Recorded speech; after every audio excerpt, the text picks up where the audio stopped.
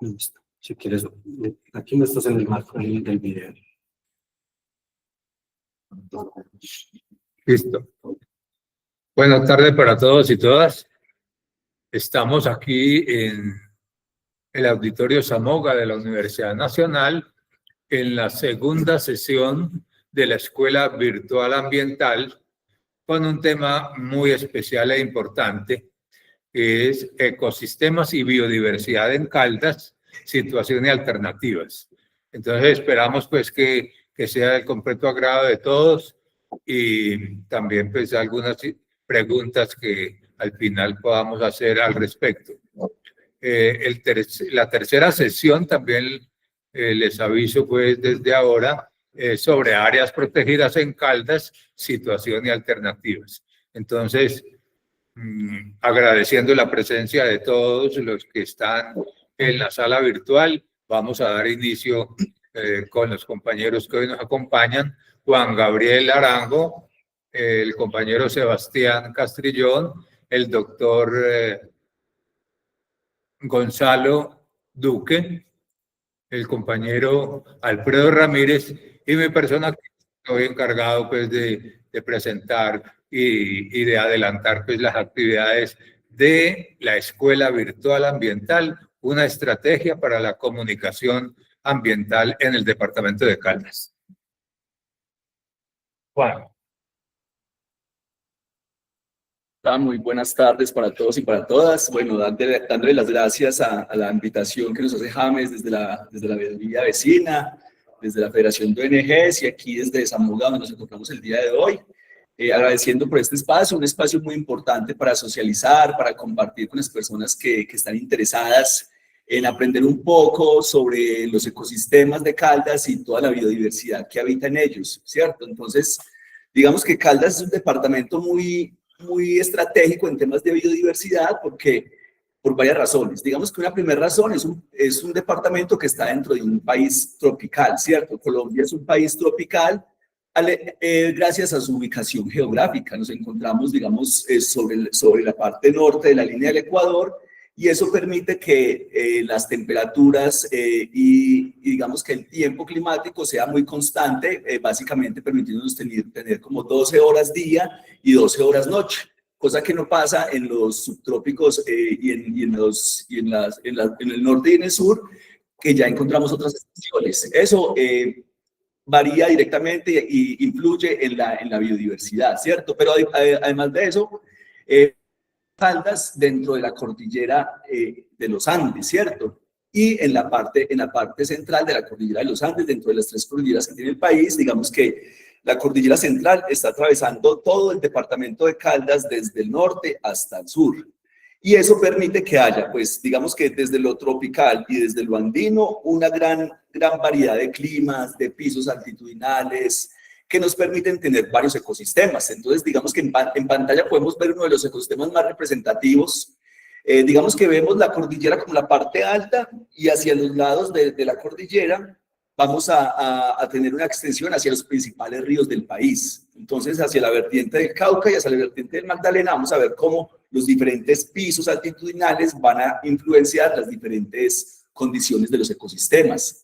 En las partes más altas de esta montaña, pues tenemos unos ecosistemas muy importantes, que son ecosistemas de páramos, ¿cierto? Que son muy importantes en la regulación hídrica, pero si nosotros, digamos que eso comienzan a verse por encima de los 3.000, 3.500, las cuotas de los páramos, por debajo de esa cuota de los 3.000, 3.500 podemos ver los bosques altoandinos, o los bosques de niebla, que están en un rango también como entre 2.800, 3.500 metros, los bosques subandinos y andinos ya que son entre los 1.800 y 2.000, y los bosques por debajo de los 1.800 a los 500, que son básicamente en las cuencas de los principales ríos Cauca y Magdalena, son los bosques húmedos tropicales.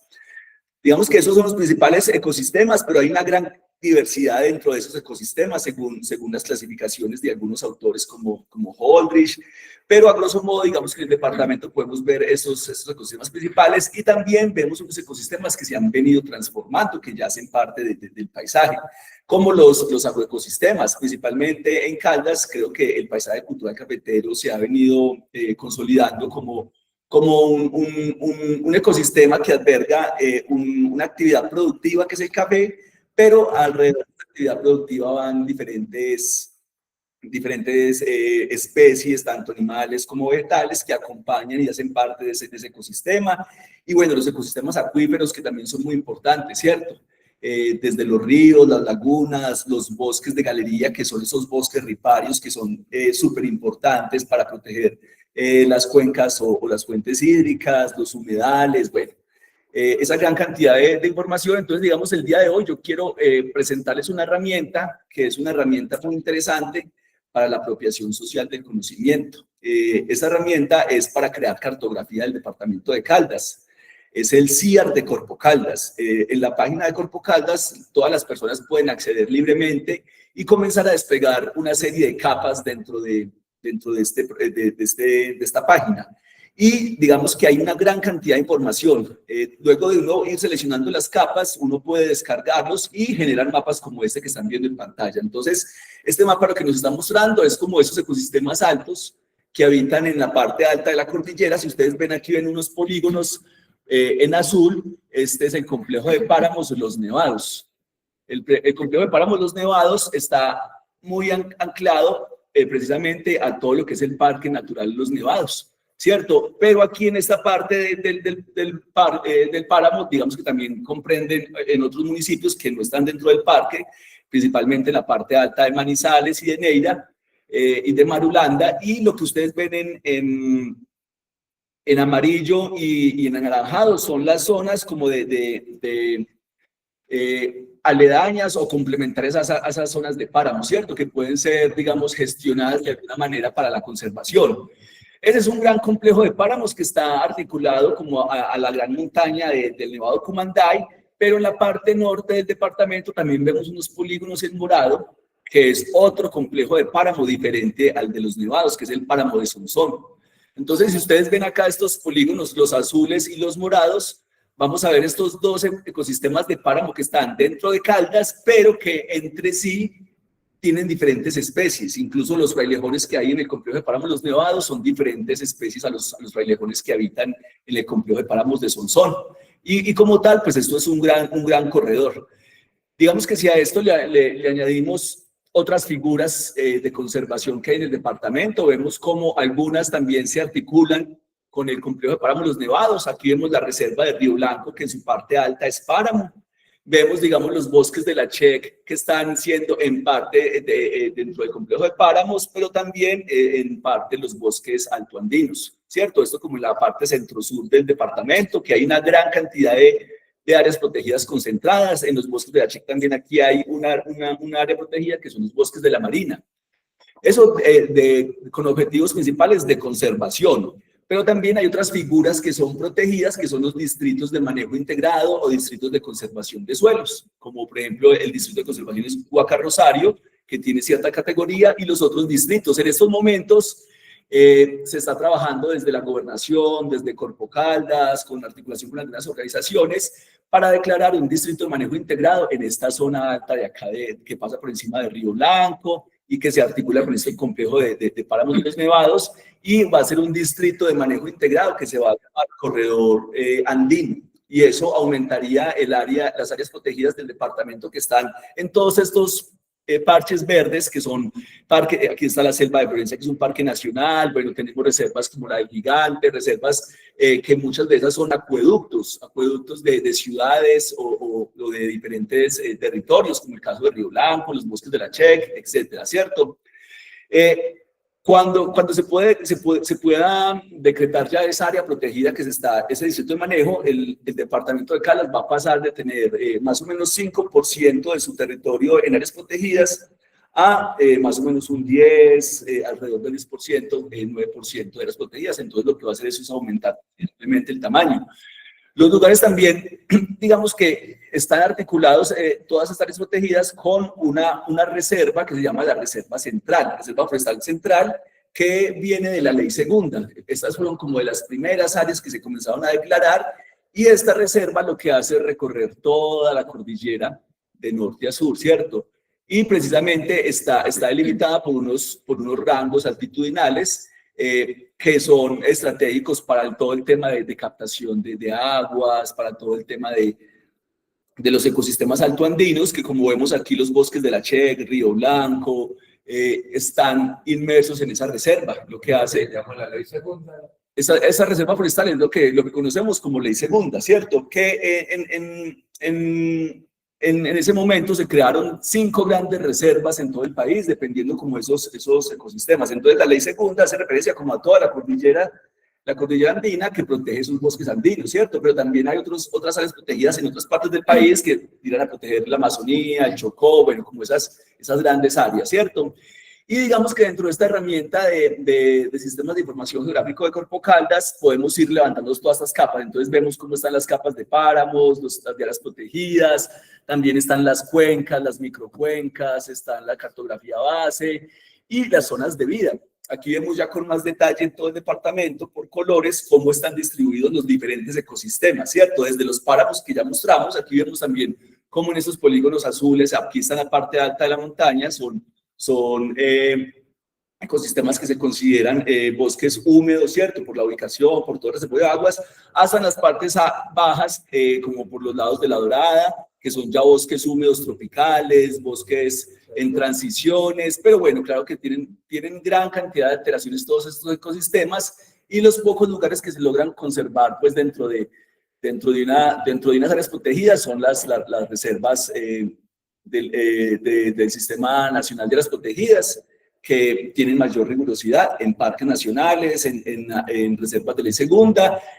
Y bueno, pues dentro de esos ecosistemas, digamos que esa es la casa de la biodiversidad, ¿cierto? Dependiendo de cada ecosistema, desde los páramos tienen una biodiversidad tanto de fauna y flora muy específica, ¿cierto? Que habitan esos ecosistemas, y a medida que cambiamos de ecosistemas, los arquitectos o los protagonistas de esos ecosistemas, que son los que están interactuando con las diferentes poblaciones animales y vegetales, pues están concentrados en estas zonas. Desde pumas que recorren toda esta parte de acá, de la parte alta de la cordillera, hasta jaguares que se han avistado hace poco en Victoria. Hubo un reporte de un jaguar, ¿cierto? Digamos que ese reporte de jaguar fue muy importante porque en el departamento de Caldas no se reportaban jaguares desde hacía como más de 20 años, que fue por los lados de Río Sucio, ¿cierto? Que también, entonces en las dos vertientes del departamento se han registrado jaguares, en las partes alta pumas, y eso para hablar solamente de felinos, ¿cierto? En temas de aves habría una cantidad de cosas por decir en todos estos ecosistemas, más las aves que son migratorias, que vienen desde el norte y en el transcurso del año vienen a estos lugares para reproducirse, para hacer otras actividades. Y bueno, pues digamos que dentro de los grupos taxonómicos, los mamíferos, las aves, que son muy representativos y muy carismáticos, son muy buenos para hacer estrategias de conservación y crear áreas protegidas, pero digamos que dentro de ese gran territorio habitan, dentro de las quedadas, anfibios, reptiles, insectos, que es uno de los grupos más abundantes que hay, digamos, dentro de los animales, también los peces, los invertebrados. Bueno, eso es una gran cantidad de vida dentro de todos esos relictos, y como tal dentro del departamento. Estamos en un departamento megadiverso, y yo creo que la misión ahorita y lo que vendría en nuestro departamento sería promover la gestión de nuevas áreas protegidas y la restauración de áreas degradadas. Yo dejo por aquí como para darle paso a los otros compañeros que están también invitados, y cualquier cosa podemos estar pendientes a preguntas o a dudas que vayan surgiendo. ¿Listo? Muchas gracias.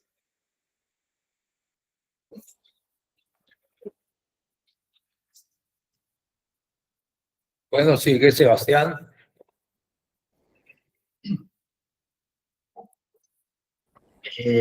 Buenas tardes. Mi nombre es Sebastián Castrillón, biólogo, y pues bueno, aquí le hice caso a la invitación del profesor James, y vamos a hablar un poquito sobre ecosistemas tropicales de la región aquí de Colombia. Empecemos por recordar que es un ecosistema. Listo. Un ecosistema es un sistema natural formado por un conjunto de organismos vivos, a los que llamamos factores bióticos, ¿cierto? Que interactúan entre sí y con el medio físico en donde habitan, que estos serían los factores abióticos, como lo son el agua, el aire, el viento, Amadou, el viento, el suelo, la luz solar, ¿cierto? Estas interacciones,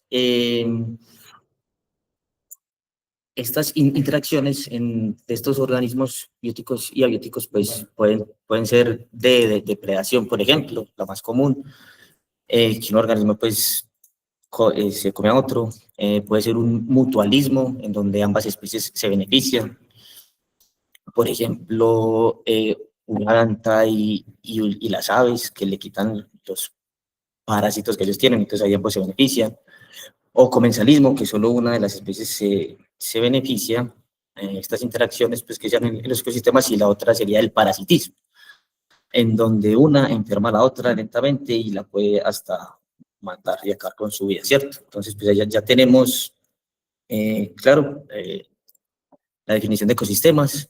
Entonces, acá vamos a ver qué es ecosistemas tropicales. Entonces, un bosque tropical es un ecosistema terrestre que prospera en regiones cálidas y lluviosas, caracterizándose por una asombrosa biodiversidad y una vegetación exuberante y densa.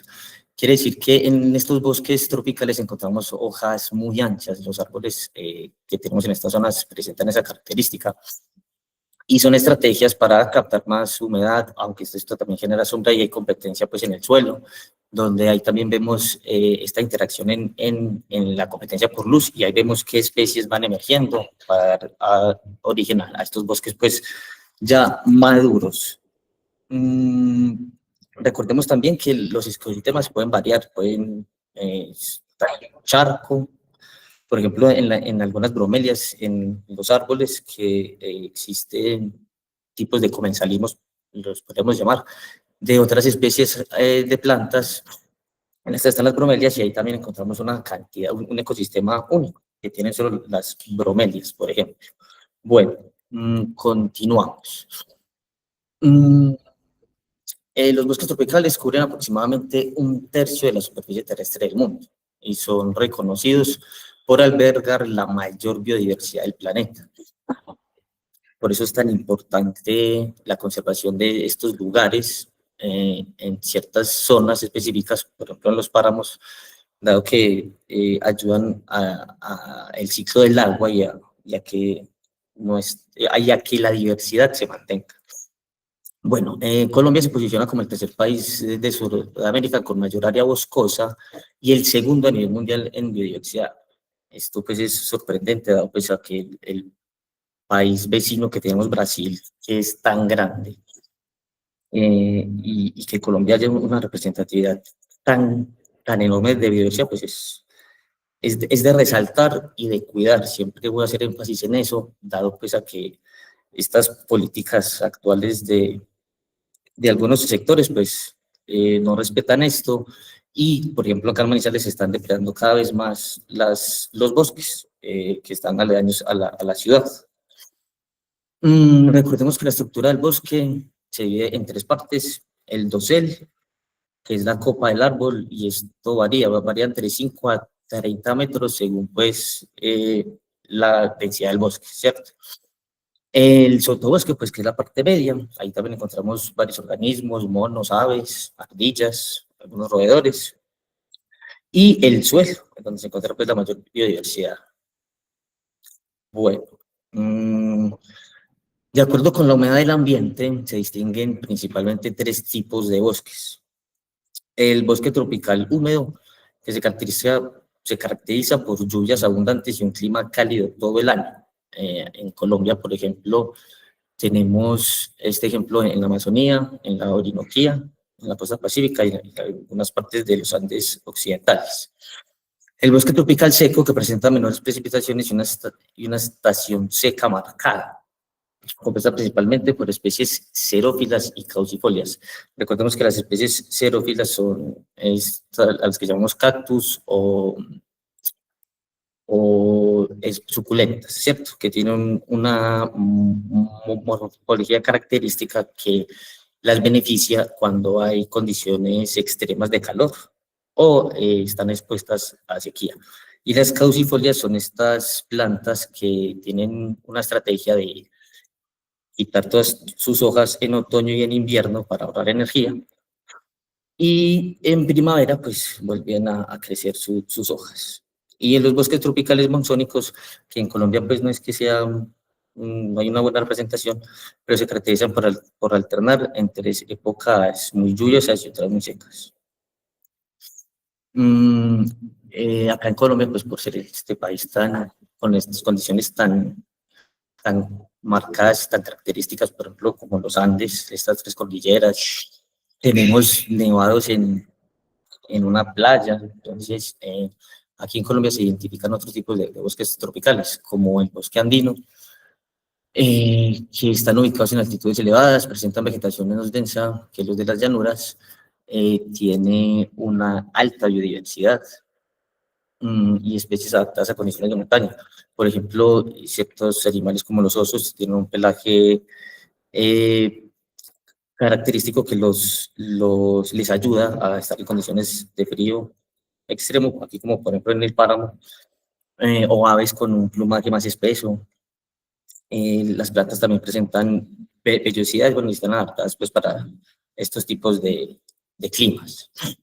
El bosque de galerías, que son formaciones boscosas que crecen a lo largo de los ríos y cuerpos de agua, creando corredores de vegetación en paisajes que de otra manera podrían ser más abiertos. Y los bosques de manglar, estos ecosistemas costeros especializados, están adaptados a vivir en aguas salobres. Estas condiciones son bastante complejas y son cruciales para la protección de las costas contra la erosión y las tormentas. Sirven como importantes viveros para numerosas especies marinas y terrestres. Estos ecosistemas también son muy sensibles a los cambios antropogénicos. Cuando de pronto hay mucha descarga residual por parte del humano a los ríos, se han afectado este tipo de ecosistemas. Entonces, por eso la importancia también de la gente, por ejemplo, en el Chocó, que es un departamento, pues, desafortunadamente olvidado por el Estado, que no tienen un buen sistema de acueducto. Entonces, la gente vaya a echar las bolsas de basura a los ríos. Entonces, esto afecta a todos estos ecosistemas. Por eso la importancia de esa conciencia para no desequilibrar estos ecosistemas. En Colombia, bueno, en todas partes del mundo, pues hay especies calimáticas. Y dado pues a que estamos hablando de que la biodiversidad de Colombia es bastante numerosa, aquí hay un tipo, bueno, vamos a definir este concepto de especies carismáticas. Bueno, de esos hay tres tipos. Entonces están las especies focales, especies sombrillas y especies carismáticas. Las especies focales son organismos seleccionados en programas de conservación para enfocar esfuerzos de manejo y monitoreo, bien sea por su rol en la salud del ecosistema o porque son emblemáticas para la sociedad. Por ejemplo, un ejemplo de especies focales sería la nutria. Las especies sombrilla. Bueno, y estas especies focales pues son muy importantes, obviamente, como ahí lo dice, para empezar a restablecer un ecosistema. Las especies sombrilla son especies que por requerir grandes extensiones de hábitat, su protección beneficia a muchas otras especies. Una especie sombrilla puede ser la danta o el jaguar, que por tener grandes extensiones, obviamente van a haber muchas aves, muchos otros organismos que van a habitar estos espacios. Entonces son muy buenas estas especies para también conservar grandes territorios. Y por último tenemos las especies carismáticas, que son un grupo de organismos que tienen un atractivo popular y que en consecuencia son generalmente empleadas para llamar la atención y sensibilizar a las personas. Por ejemplo, el cóndor, que aquí en los Andes también se le hizo mucha bulla para poderlo conservar y que esta ave recorre grandes distancias. Pensamos que se recorre todo Sudamérica por todos los Andes. Otra especie, por ejemplo, de estas carismáticas es el oso panda, que también están en extinción, y ya gracias a los programas que se han hecho en China, pues ya se está volviendo a rescatar esta especie. ¿Esta que se muestra ahí? Señor. ¿El papagayo? Sí, es el Esta ave, el loro, esta, el de color es guacamayo, pero ¿cómo es que se llama? Bueno, este guacamayo también es una especie aquí muy importante, es una de las carismáticas por la belleza que atrae. Cuando se quiere incorporar a un ecosistema, obviamente, pues debe tener mucha variedad de árboles frutales para su conservación y su buen desarrollo. No siendo más, le doy espacio aquí al otro compañero para terminar. Muchas gracias.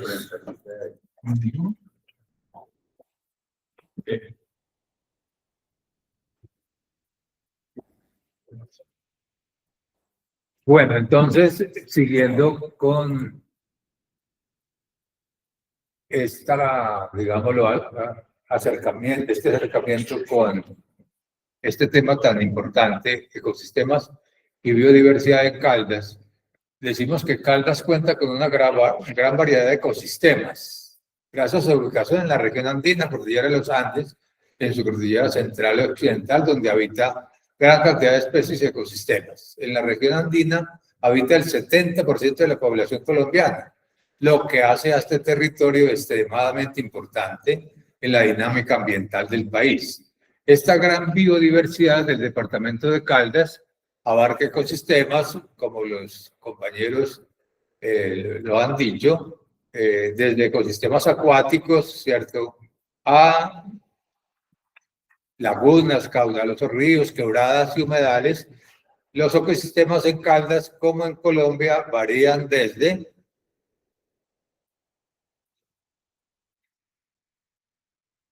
el nivel glaciar, pues que lo tenemos el volcán Nevado Cumanday, o ecosistemas nivales. El segundo es los páramos, ecosistemas por encima de los 3.000 metros sobre el nivel del mar. Ecosistemas que tenemos acá, precisamente en el páramo cerca al volcán Nevado del Ruiz. Tenemos también ecosistemas de alta montaña importantes o vitales en la regulación hídrica. El bosque andino y de niebla se encuentra en la zona media y alta de la cordillera central, por encima de los 2.400 metros sobre el nivel del mar. El bosque subandino, de 1.000 a 2.400 metros, allí se ubica la zona cafetera, característica del departamento. El quinto bosque tropical se encuentra en las zonas bajas, como las cuencas de los ríos Magdalena, Cauca, Miel, Guarinó. Bosque seco tropical, presente en zonas de baja altura con menor precipitación y temperaturas cálidas. Es uno de los ecosistemas estratégicos del departamento en peligro crítico. Y el séptimo, ecosistemas acuáticos que se forman a partir de las 10 grandes cuencas hídricas que presenta el departamento de Caldas y que alimentan lagunas, embalses, ríos, quebradas y humedales. Digamos, lo que es una muestra, un mapa que nos ilustra sobre la biodiversidad en Colombia, biodiversidad y también la bioculturalidad que tenemos en nuestro país y que es muy importante reconocer y proteger. Colombia presenta una extensión de 1.142.748 kilómetros cuadrados y una extensión oceánica de 928.660 kilómetros cuadrados en océano. Se considera el país más biodiverso por kilómetro cuadrado.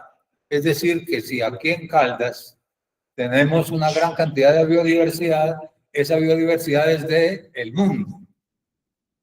Entonces hay que entrar, digámoslo, como a contemplar y a argumentar y a reconocer precisamente todo este tipo de características.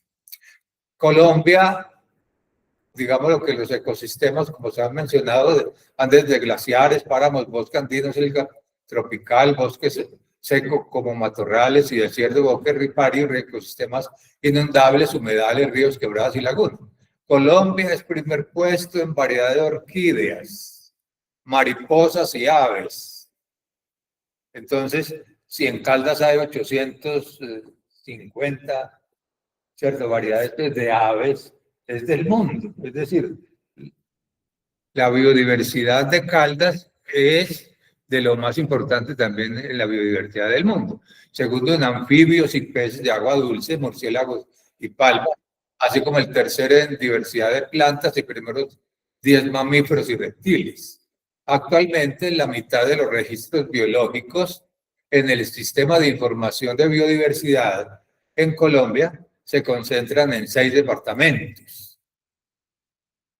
Yo quise poner a Caldas de primero, pero estos 6 departamentos, digamos, lo que incluye la, digamos, la gran variedad de los ecosistemas del país, también la parte amazónica y de la Orinoquia, pero inclusive no es tan grande la variedad existente en el Amazonas o en la Orinoquia, que solamente se ubica como en un 6%, mientras que en estas 6, digamos, territorios o departamentos, como Caldas, Antioquia, Magdalena, Valle, Cauca y Meta, se encuentra un 70% de la biodiversidad del país. Quise recuperar un cuadro que es necesario que hablemos sobre él, porque la actualidad está, digámoslo así, muy agresiva frente a la naturaleza, y la pregunta es, ¿por qué perdemos la biodiversidad de los territorios? Entonces, en primera instancia, el cambio de uso de la tierra o del suelo consiste en la conversión del suelo en actividades agrícolas, ganaderas, urbanísticas, de infraestructura, vías y actividades antrópicas que reducen y fragmentan el espacio natural y boscoso. El segundo, la sobreexplotación, la pesca excesiva, sedimentos, caza furtiva, tala indiscriminada de bosques, selvas o otras especies vegetales, disminuyendo la capacidad de los ecosistemas en regular procesos básicos. El tercero, sabemos que es el fenómeno que se presenta a nivel mundial y específicamente en estas zonas tropicales, que es el cambio climático. El quema de combustibles fósiles produce gases de efecto invernadero que atrapan el calor en la atmósfera y aumentan la temperatura promedio de la Tierra. Esto aumenta la temperatura oceánica, tanto en la acidificación de océanos como eventos climáticos extremos. La contaminación, que sabemos pues que se da por las descargas industriales, tanto al aire como al agua como al suelo, descargas domésticas y residuales, residuos plásticos y de sólidos a las fuentes de agua, contaminando y afectando las especies acuáticas y terrestres. Y la quinta, la introducción de especies invasoras.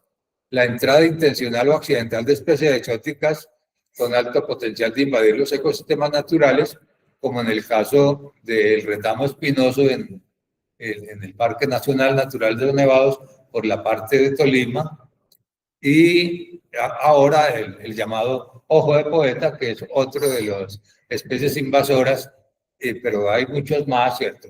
De tal manera que debemos estar alerta no solamente a estas 5, digámoslo, argumentos que se presentan por pérdida de biodiversidad en los territorios, sino que también tenemos que estar muy pendientes de las políticas, ¿cierto?, ambientales que se dan en los territorios, en los departamentos. Digo territorios, es decir, a nivel municipal, a nivel departamental y a nivel nacional.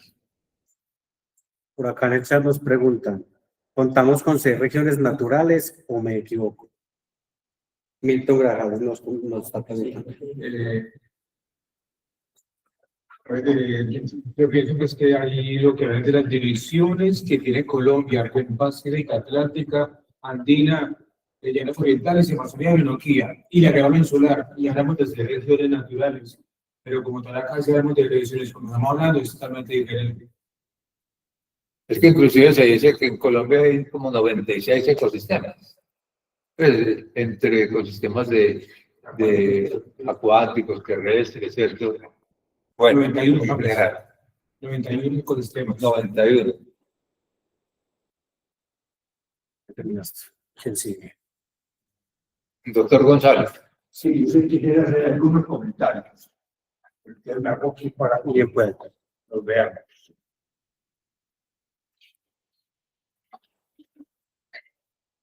Colombia es un país, es un jardín deforestado y Caldas también. Y eso tiene que ver con los ecosistemas. En el 2002, en los estudios que se hicieron desde Alma Mater con el Sistema de Información de Regional a nivel de la ecorregión cafetera, para ese territorio, que incluye el antiguo Caldas, el noroccidente del Tolima y norte del Valle, vimos que el 4% de los suelos son aptos para potrero, pero teníamos en potrero en el 2002 no el 4%, que eran los suelos aptos, sino el 49%. Miren pues, y fuera de eso, los suelos aptos para bosques eran el 56, 55, 54%, pero teníamos el 19% en bosques. Ahora, si esto es un jardín deforestado, porque la mitad del territorio debería estar en bosques, pero está en potrero, el problema es que con el cambio climático, en donde cada grado centígrado que se incremente la temperatura genera un cambio en las zonas de vida de 170 metros de altitud, el problema está mucho más grave, no solamente por la deforestación, sino porque están fragmentados los ecosistemas. ¿Por qué? Porque no hay lo que mencionaban ahora, los bosques de galería, que es justamente la ronda hídrica protegida, reforestada, para que sirva como corredor de conectividad biológica y las especies puedan irse adaptando a mayores altitudes. Entonces, tenemos nosotros prácticamente el 42% de las aves en Colombia. Colombia tiene más o menos 2060, 2050, algo así, especies de aves superando el Brasil, pero tenemos un ecosistema fragmentado en un jardín deforestado, entonces no es nada bueno el panorama. Hay 6 millones de personas con altos ingresos en el mundo que acostumbran ir a visitar regiones en donde hayan aves. Nosotros tenemos, por ejemplo, en Caldas, muchos registros en Manizales, porque hay facultad de biología y todo, pero tenemos unas zonas muy abundantes en avifauna, asociada a la zona vecina, a la selva de Florencia. Todo lo que es Samaná, lo que es Victoria, es la zona seguramente más rica en aves. Ahora, ¿por qué Colombia está superando Brasil? Porque los estudiosos han dicho que en los primeros 1000 metros sobre el nivel del mar, en una misma curva de nivel, encuentran aquí en el trópico andino 200 especies de aves. Pero en esos primeros 1000 metros, en el transecto vertical, encuentran 700 especies de aves. El asunto es que como tenemos regiones desde los ecosistemas nivales hasta los bosques secos abajo en las planicies aluviales, el Amazonas es muy plano y puede tener muchas cosas, pero tenemos nosotros mayor variedad por los cambios altitudinales de todos. Ahora viene el cambio climático. ¿Qué nos esperan del cambio climático en Caldas? En Caldas tenemos la zona más lluviosa de Colombia, según el IDEAM, para los escenarios 2040, 2070 y 2100, en donde las lluvias se van a incrementar en el escenario menos grave, 10% para el 2040, 20% para el 2070 y 30% para el 2100. Ese es el escenario menos grave. ¿Y eso qué significa? Pues con mayores lluvias, pero también vamos a tener más incremento de la temperatura.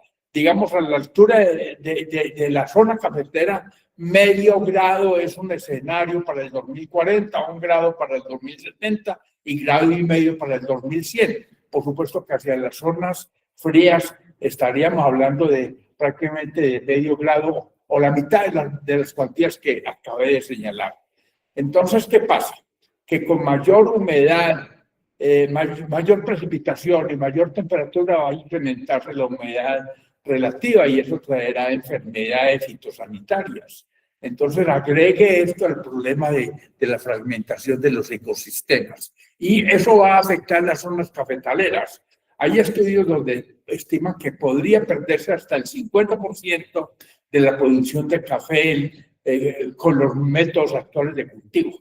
La propuesta que estamos haciendo en la red de veedurías en Caldas es que para mitigar el calentamiento global y los efectos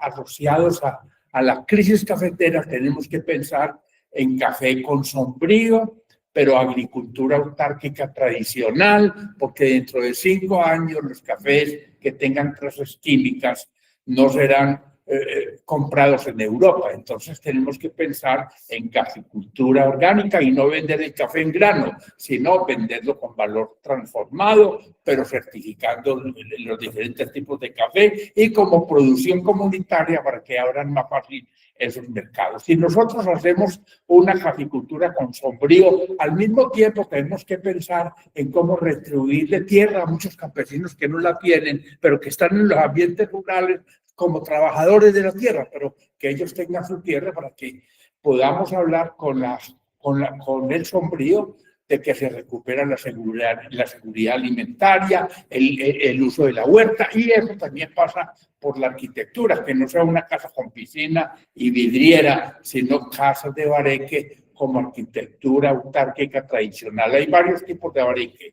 El de vara en tierra con techo de paja, que es típico de comunidades indígenas del occidente de Caldas, pero también tenemos el bareque de Guagua, que es el típico de la zona cafetera, el de tabla parada, que es de la zona de páramos, los ranchos de hamaca en la cuenca del Magdalena. Toda esa arquitectura tradicional hay que recuperarla y la forma de manejarla, pero no tenemos solamente la amenaza del cambio climático, sino la amenaza sísmica. Las casas de bareque en las zonas patrimoniales pueden estar afectadas por hongos y termitas. Hay que hacerles un mantenimiento a esto. Y también las obras de salaminas para el control de la erosión ya cumplieron su vida útil, porque cuando uno hace gaviones, las mallas se van pudriendo con el tiempo, se oxidan.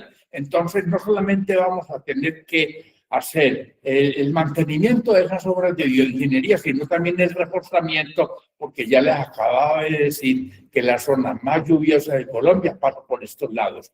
Ese escenario que yo les pinté es prácticamente por encima de los 1.500 metros hasta los 2.500, esas lluvias más intensas, desde Villa María hasta Salamina. Tenemos muy pocas reservas forestales. Ahorita nos mostraron el Diamante, nos mostraron el Gigante en Aranzazu y en Salamina. También nos mostraron las reservas forestales en la zona de la Marina de Villa María, pero también otras en Río Blanco y otras que bosques de Che y, bueno, Torre 4 y Sabinas. Bueno, y también el distrito Huaca, el distrito de suelos. Tenemos nosotros que incrementar, porque el Quindío nos lleva a nosotros mucha ventaja en áreas protegidas, y Risaralda ni se diga. Entonces, resulta que la zona más comprometida por el aprovisionamiento de agua es el norte y noroccidente de Caldas. ¿Por qué? Porque las rocas son impermeables, no tenemos un valle como el de Santa Águeda, desde el kilómetro 41 hasta La Pintada, la minería ancestral ha acabado todas las cuencas y la ganadería extensiva. Entonces, tenemos que tener una cultura del agua, y muy bienvenida esa noticia de que las áreas protegidas se van a duplicar, aunque pasando del 5 al 10% prácticamente, no vamos a quedar igual a Risaralda y a Quindío, que están muy adelante, o sea que nosotros estamos muy amados. Eso significa entonces que si nosotros queremos tener una solución para no seguir dependiendo de los ingleses cafeteros, hay que pensar en el ecoturismo comunitario. Y lo digo así porque digamos, en la década de los 20, con 600.000 sacos de café, el café era más del 20% del PIB en Colombia. Y hace 50 años, con 6 millones, que es 10 veces más, de sacos, 6 millones ya era el 9%, cuando antes había sido más del 20%. Y hoy, con 12 millones a 14, es decir, con más del doble de lo que teníamos hace 50 años, si el café era el 9%, ya es el 0,9% en el PIB. entonces vemos que hay un deterioro en los términos de intercambio. ¿Por qué no pensamos que el turismo a nivel mundial es el 10,5% del PIB y genera 1 de cada 8 empleos como promedio? Porque en Israel es el 15% del PIB. Entonces, si nosotros pensamos en el turismo comunitario y no en el extractivismo turístico, tenemos que hacer que los jóvenes de los colegios, sobre todo en las zonas rurales, conozcan la biodiversidad, las plantas, las aves, que conozcan la geología, la historia del territorio y hagan turismo que no sea de ollas. 2 jóvenes atendiendo a 8 o 10 turistas, por ejemplo, y pueden hacer un cobro y además con las artesanías y con la gastronomía, pero local, con denominación de origen, todo lo que sea artesanal. Esa es la propuesta, apreciado James, que hemos traído nosotros desde hace meses en la red de veedurías ambientales de Caldas, y aquí hay una persona muy valiosa. Yo quiero agradecerle aquí al compañero que Juan Gabriel como biólogo y a Sebastián, sí, pero ellos han tenido una idea de que los jóvenes de los barrios populares de Manizales puedan vivir del ecoturismo en una ciudad de laderas, pero necesitamos que esas laderas, entonces, en las cuencas no sean cloacas, sino aguas tratadas y además reforestación de las cuencas, y acompañemos a esos jóvenes, porque si no los vinculamos al ecoturismo y a este tipo de cosas, muchachos que ya tienen 17 años y no tienen sino 5 años de escolaridad, nunca van a sacar una maestría o un doctorado, pero pueden aprender artesanía, pueden aprender aviturismo, pueden aprender culinaria y hacer un proyecto de vida digno que no los cojan las redes del narcotráfico. El año pasado estuvimos trabajando en zonas de riesgo, en los barrios populares, en el Alto del Guamo, en los barrios donde hay zonas de riesgo. Y jóvenes que estaban trabajando con nosotros los habían vinculado a las redes de narcotráfico. Y entonces esa es la desgracia para los muchachos, porque no tienen empleo. Las invasiones de Manizales es una muestra de que la gente no tiene opciones, no estamos pensando la ciudad, sino para la gente de los estratos altos y no para los barrios populares. Doctor Gonzalo, la guadua es una especie emblemática de Caldas, Sí, pero también sí. hay que hablar acerca de la situación dramática en la cual se encuentra la guadua. Sí, bueno, la verdad es que en bosques, los datos que da el Instituto Humboldt es que si en bosques secos teníamos 9 millones de hectáreas, ya no quedan sino el 8%, y los tenemos porque son bosques que están en el Valle del Magdalena y el Valle del Cauca, que se identifica por la presencia de plantas xerófilas, excepto palmeras. Tenemos también los bosques de niebla, que teníamos 9.7 millones de hectáreas, no queda sino el 25%. Pero en Guaduales la cosa ahí sí nos bajamos, porque de 12 millones de hectáreas no queda sino el 4% en Colombia, es decir, 50.000 hectáreas, de ellas 20.000 de eje cafetero y menos de 6.000 hectáreas en Caldas. Sí, resulta que la guadua es prácticamente el árbol emblema de Caldas y también el soporte más reconocido en las zonas que son aptas para cafés. Bueno, si hay alguna pregunta por parte de los compañeros que asisten virtualmente pues a esta segunda sesión de la Escuela Virtual Ambiental, un propósito que hemos construido y que es necesario seguir tejiendo para avanzar en el conocimiento del territorio caldense. Adelante, Robinson. Robinson. Hola, buenas tardes. Un saludito Sí. bien especial para todos. Bueno, más que una pregunta, es como una especie de aporte que quería hacer. Esto con relación a un término muy importante para mí es una estrella hidrográfica, ¿no? ¿Y por qué menciono esto? Porque tenemos aquí el Parque Nacional Natural Los Nevados, que es considerado una estrella hidrográfica gracias a esa importancia hídrica que tiene, ¿no? Y es que desde sus alrededores pues nacen ríos muy importantes que sostienen pues como esa seguridad hídrica para ciudades, comunidades campesinas y biodiversidad en general, ¿no? Entonces pues me parece importante que que tengamos también muy presente la importancia de este ecosistema con todos sus matices y todo lo que lo conforma, porque pues también digamos que como ya lo comentaban los compañeros, pues aporta de una manera muy importante al ciclo del agua, ¿no? Y seguramente pues toda esa agua que fija y toda esa agua que se va por los ríos, pues no tiene solamente un impacto aquí en lo local, sino que seguramente en lo nacional y en lo mundial. Bueno, yo sí quisiera hacer un comentario. Nosotros en el Parque de los Nevados estamos protegiendo con esa figura, sí, 83.700 hectáreas, pero son 102.000, es decir, no estamos protegiendo, sino el 42% del páramo existente en la zona. Y veo con muy buenos ojos que se está hablando que en la parte alta de la Reserva Forestal Central se consiga en la declaratoria de un área protegida de mayor nivel de consideración para integrar el Parque de los Nevados con el páramo de Sonsón. Eso vincularía el páramo de Herbeo, por ejemplo. El otro asunto es que no olvidemos que los glaciares, en el año de 1976, yo estuve asesorando el proyecto de geotermia, teníamos 29 kilómetros cuadrados de hielo, 20 en el Ruiz, 6 en Santa Isabel y 3 en Tolima, y ya se está perdiendo eso.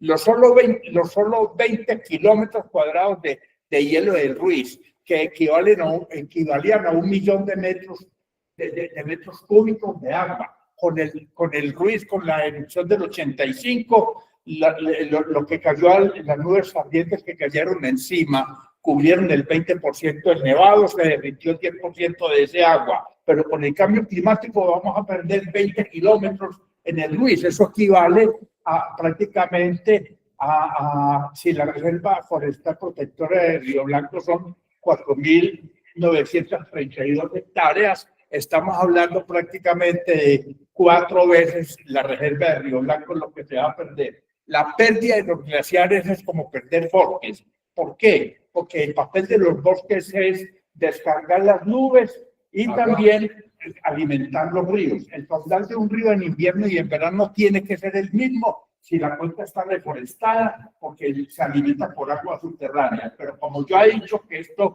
es un jardín deforestado, entonces en el verano los ríos se secan y en el invierno se desbandan porque no hay infiltración. Y con la pérdida de los glaciares tampoco hay infiltración por debajo del glaciar, entonces se pierde la zona de recarga en una parte tan grande como el Parque de los Nevados, que si hablamos de los 26 kilómetros cuadrados, pues eso equivale prácticamente a varias veces la Reserva Forestal Protectora de Río Blanco.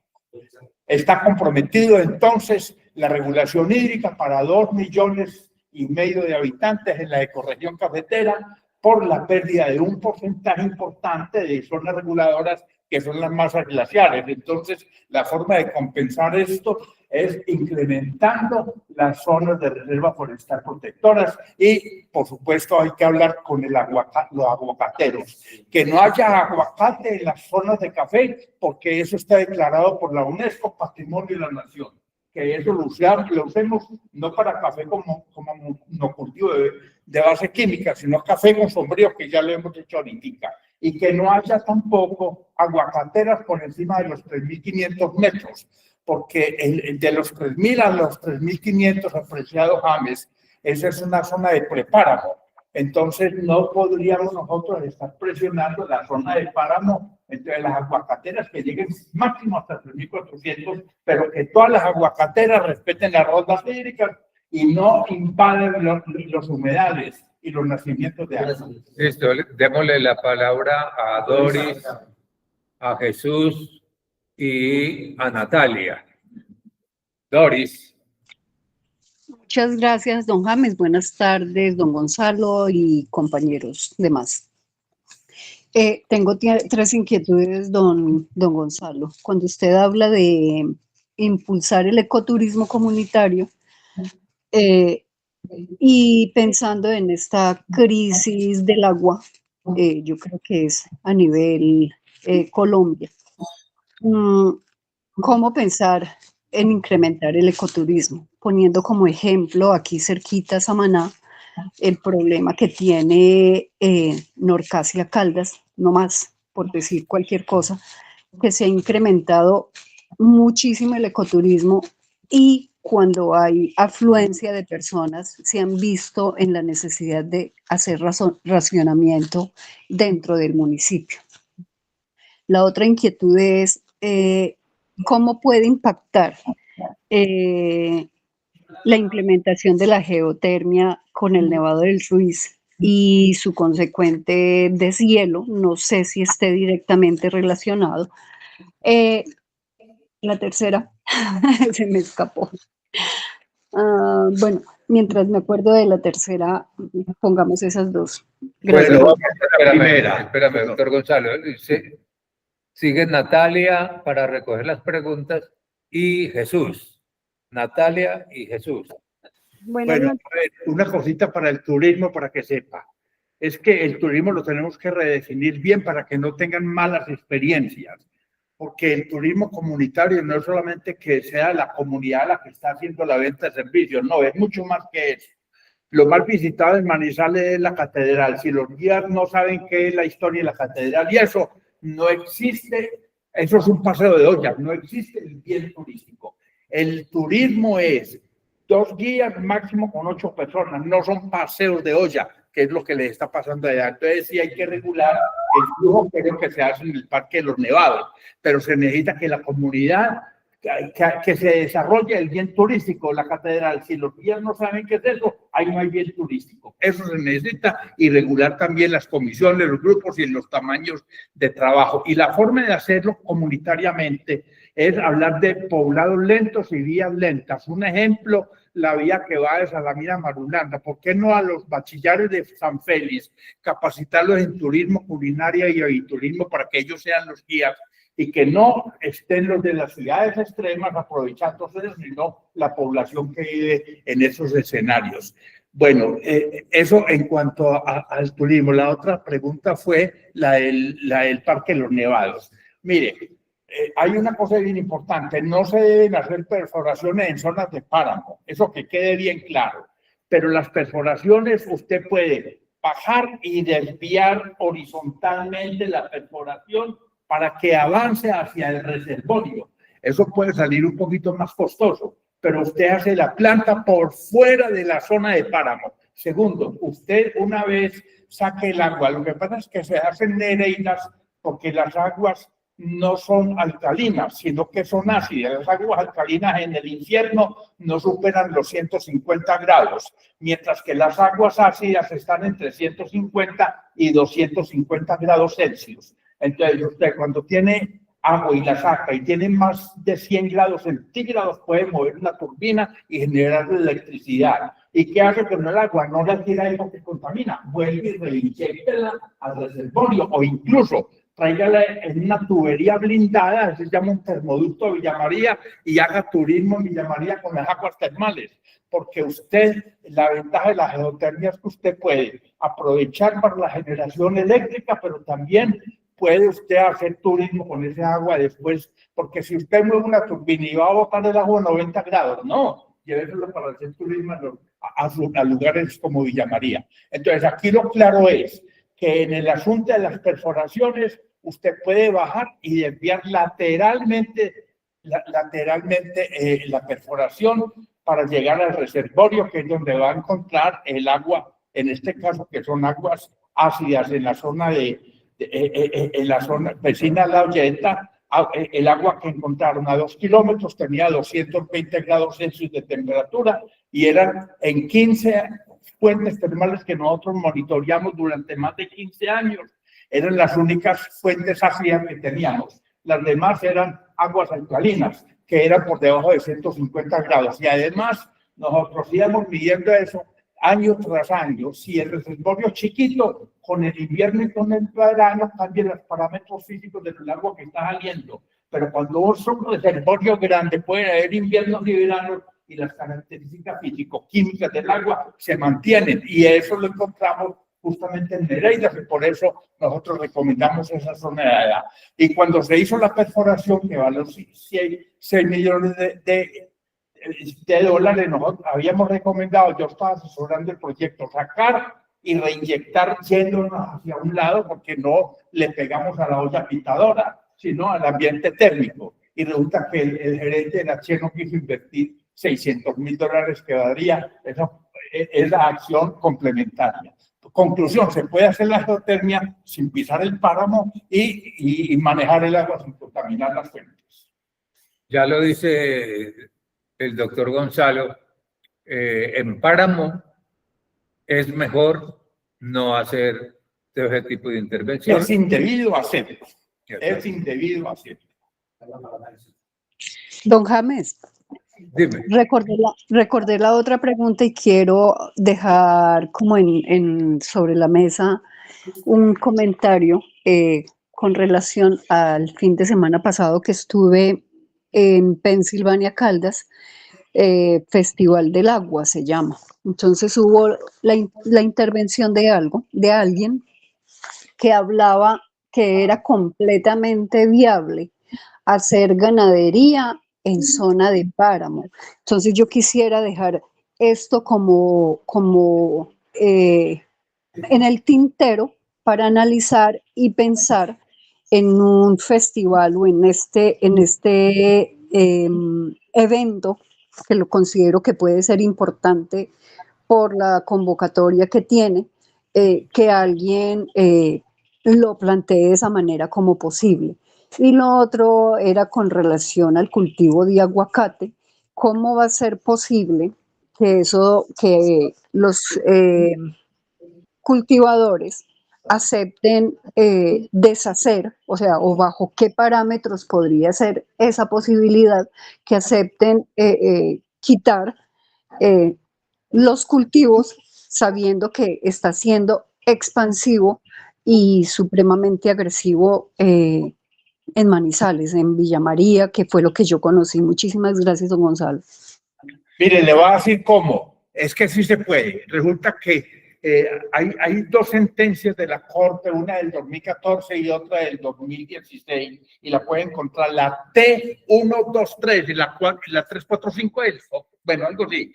Son dos, la del 2016, esa que no me acuerdo bien el número. Y esa sentencia dice que hay una doble concurrencia en el derecho al uso del suelo y el subsuelo porque no es ilimitado. Y así con Caldas diga que sí, si el Consejo Municipal dice no se puede tener aguacate ahí, listo, pero lo tiene que decir en el POT. No es una carta del señor alcalde ni una resolución pendeja, tiene que estar en el POT consagrado que el uso restrictivo del suelo no solamente para las aguacateras, sino para la ganadería extensiva y también para los monocultivos de café que son igualmente agresivos. Bien, es Jesús Jaramillo y Natalia. Sí, muy buenas noches para todos, profesor James, profesor Duque.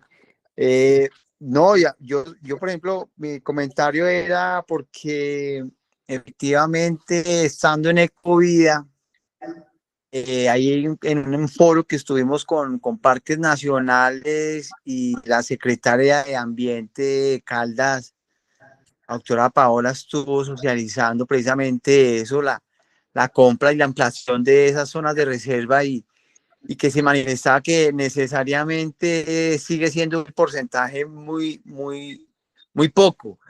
Y como yo pensaría llamar a la acción es empezar a mirar cómo entrar desde la red de veedurías de Caldas, hacer también ese llamado y esa solicitud para que sigamos como esa política de ampliación de estas zonas de reserva.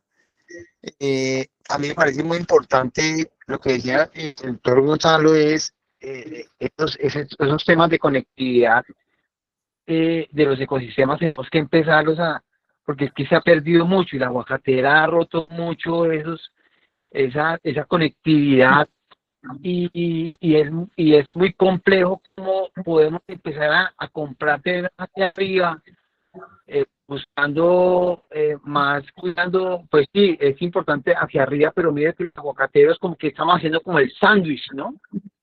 Entonces ellos se apoderan, es como que la carne venenosa y aquí abajo los que son los pequeños propietarios estamos sufriendo por el tema del agua y ahí es donde empezamos a un poco el conflicto.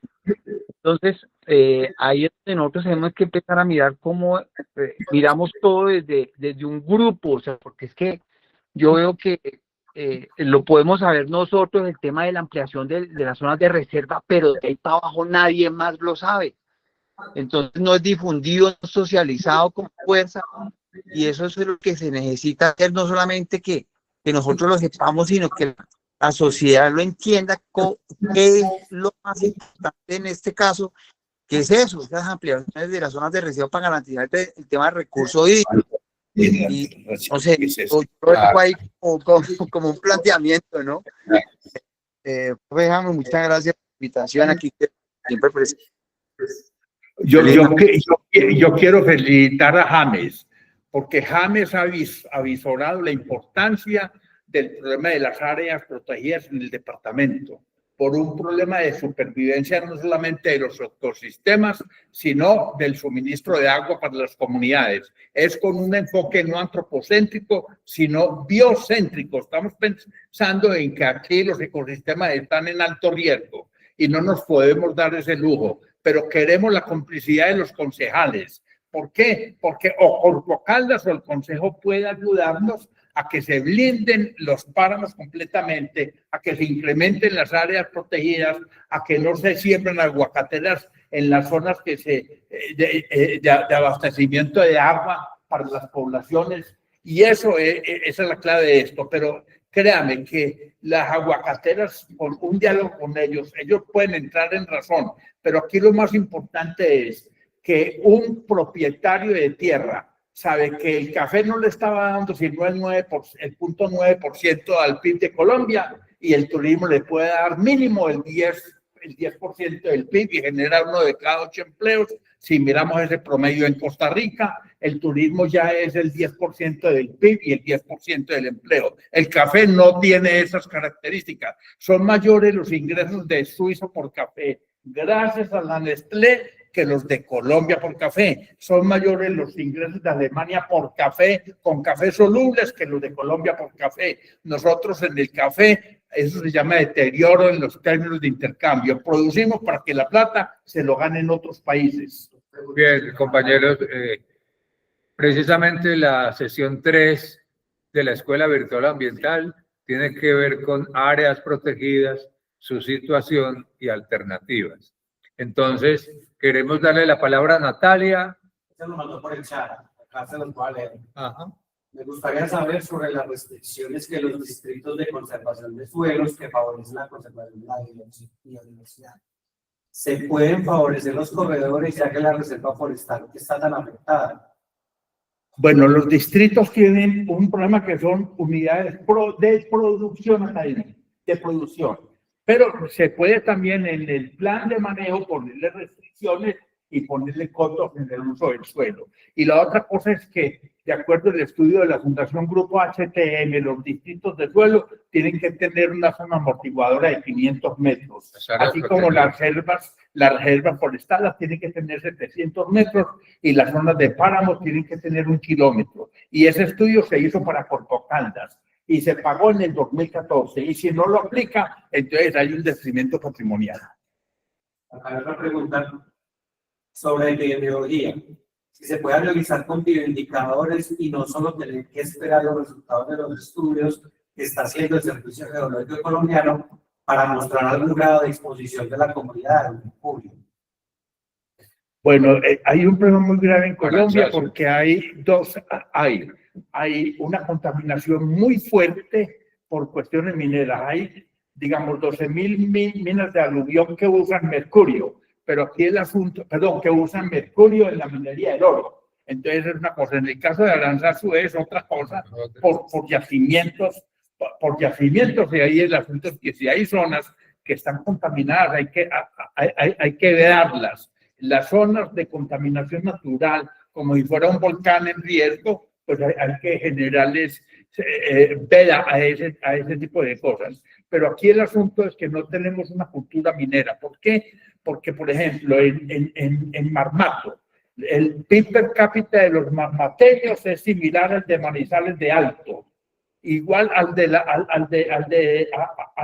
Norcasia, el PIB per cápita de Alto. Son el Producto Interno Bruto per cápita más alto del departamento, son Manizales, Marmato y Norcasia. Pero las necesidades básicas de Norcasia y de Marmato son las más altas de Caldas.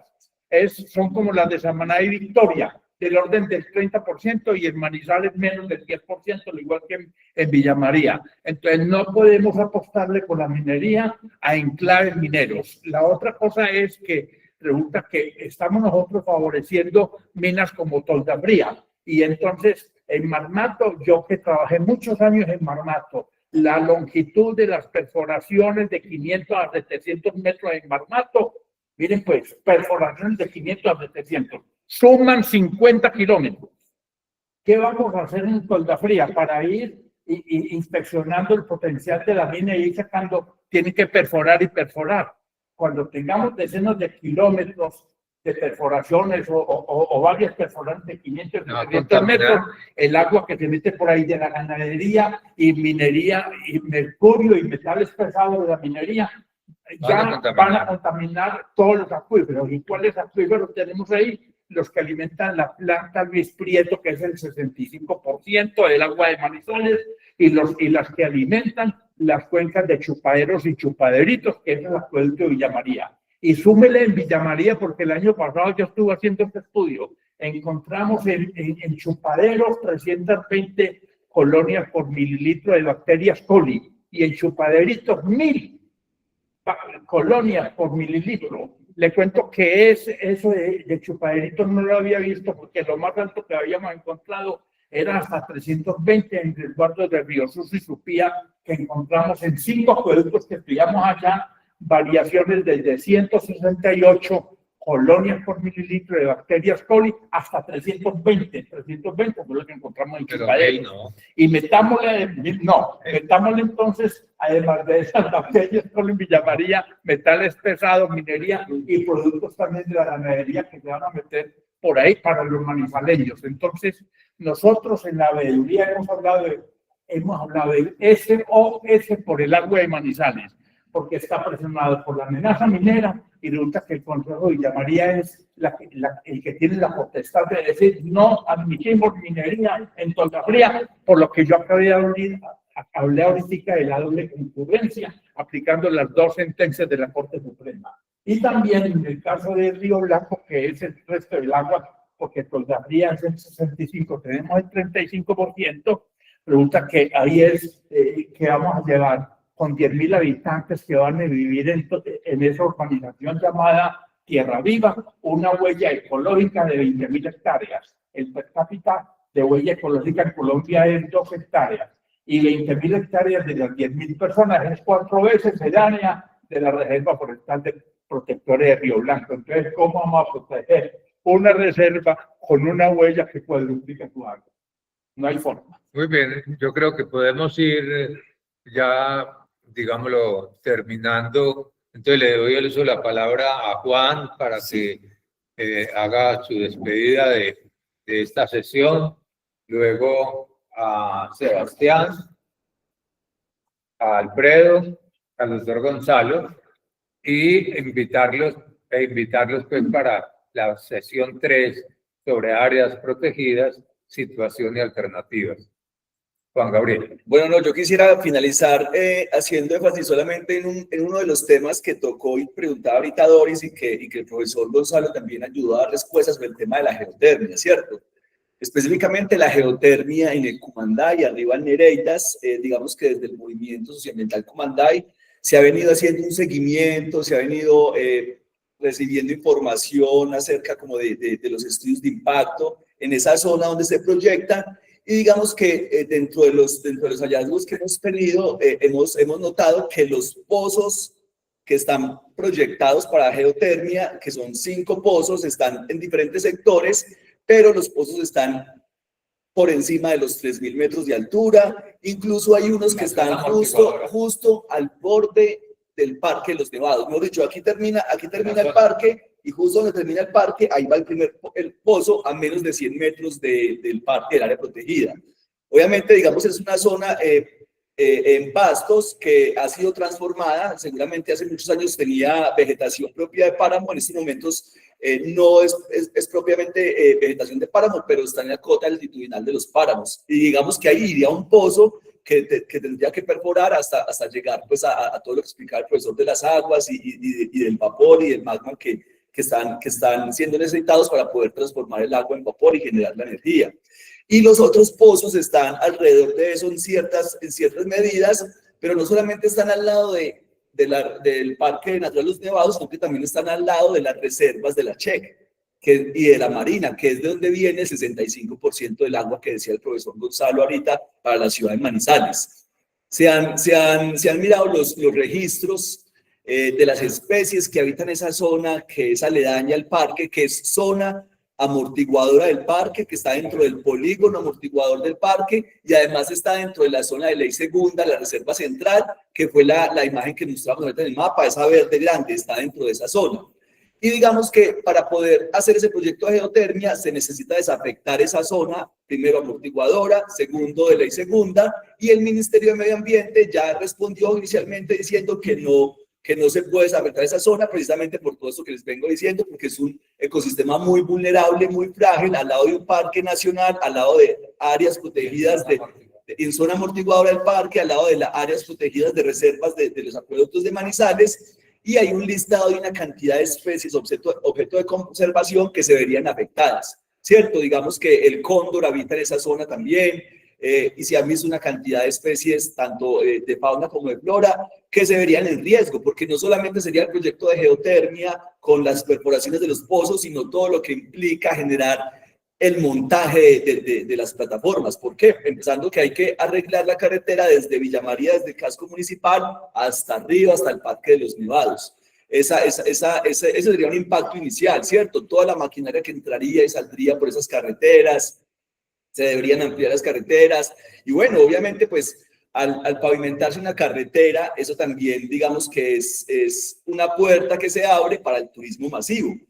Caso específico, lo que está pasando ahora en la vía Manizales Murillo, que se pavimentó una vía que era una vía larga, que se demoraban varias horas para recorrer y que por lo general era destapada y tocaba ir en carros 4x4 o no en cualquier tipo de automóvil. Ahora entran carros descontroladamente, tuvieron que generar medidas de pico y placa, se vieron reportes de la gente llevándose los bailejones en los carros. Entonces, digamos que eso mismo podría extrapolarse en la parte del Parque de los Nevados hacia Villa María, con una carretera arreglada, pues se daría más turismo masivo, y pues claro, usando las aguas que puedan salir de estos proyectos, obviamente eso daría un mayor atractivo. Entonces, digamos que es un territorio demasiado frágil, el páramo, ni para ganado, ni para otras actividades productivas, porque también hay cultivos de papa que afectan, pero digamos que son menos impactantes, que se pueden ir mitigando y restaurando con el tiempo, ¿cierto? A proyectos que son más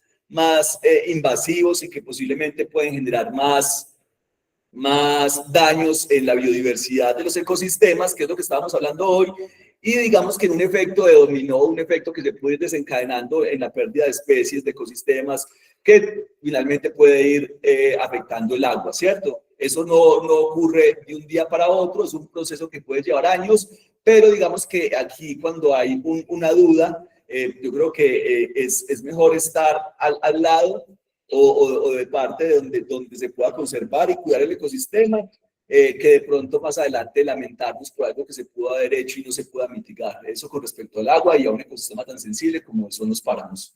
Si quieres, Sebastián. Bien, gracias.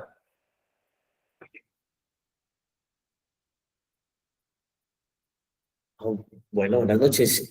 Muchas gracias por la invitación.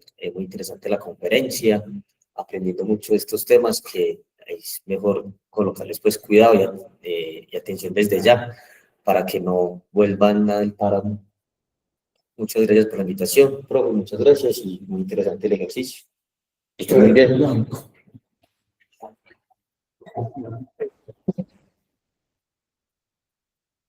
Pues aquí déjame agradecer por la invitación y como recordar algo bien interesante, que es que hablando de aves, hay que tener en cuenta los pisos que hablan ahorita de el sotobosque y suelo, porque ya que somos muy importantes para lo que vemos aves, es que digamos los tres ecosistemas son muy importantes. Digamos el dato que encontré así registrado con Google es que en Caldas tenemos 900 aves aproximadamente, 900, distribuidas en dos grandes cuencas, que es la cuenca del río Magdalena y la cuenca del río Cauca, y las distribuyen en 811 en el río de la Magdalena y 668 en el río Cauca, de las cuales 83 en Colombia son endémicas y Caldas tiene 22.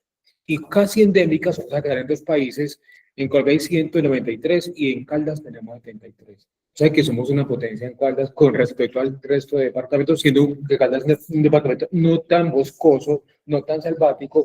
Tenemos que se dice que es casi 50% del total que tiene Colombia, que según registros son 1966, y en Caldas tenemos 841, es casi la mitad. Entonces yo creo que es una tarea que tenemos todos, es cuidar este tipo de ecosistemas, estos bosques, porque si no se cuidan, las aves emigran. Bueno, hay un sistema también de información de biodiversidad que se encuentra en el Ministerio de Medio Ambiente y que es necesario también avanzar en reconocer. Sistema de información, vuelvo a decir, sistema de información de la biodiversidad que se ha creado en Colombia y a partir de todos estos procesos de convenio mundial de la biodiversidad, tenemos que reconocer para también saber efectuar las distintas, digámoslo, los distintos reclamos o los distintos procesos jurídicos que debemos hacer para hacer respetar las áreas protegidas, la biodiversidad en Colombia, que desde nuestro punto de vista es la mayor riqueza natural común, no solamente de Colombia, sino de la humanidad.